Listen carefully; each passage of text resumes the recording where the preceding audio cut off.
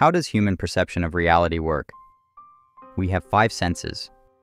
The 6th sense can be likened to intellect, understanding, or the foundational element that connects everything. The physical senses perceive only materiality and externality, while the spiritual senses perceive spirituality. The spiritual does not generate the physical, and the physical does not generate the spiritual. However, there is an imagined connection between them, which stems from the inner consciousness of a person. Similarly to how the physical imaginative faculty in a person receives stimuli from the outside and generates an image within itself based on the stimulus such as sight or smell, the same process occurs in the soul.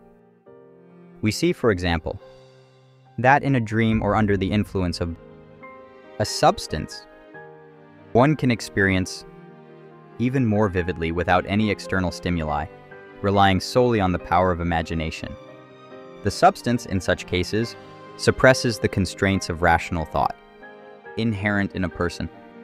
However, this path is one of klipo, spiritual shells, and not holiness. For instance, when a person sees an image of a beautiful sunset or a radiant full moon casting its light on the waves of the sea, which reflect it back, this scene evokes a special emotion. Why is that? Because it stimulates impressions that already exist within the person, embedded in their spiritual subconscious. The stimulus brings these impressions to light. However, since this is perceived through the physical senses, it is a faint light compared to the spiritual. As the Zohar refers to it, a thin light, Nehiru Dakik.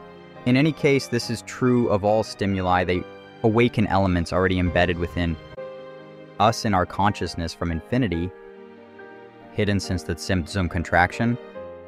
When a person develops spiritual senses, referred to in Kabbalah as masachim, they begin to form in their spiritual imagination an additional perception of reality.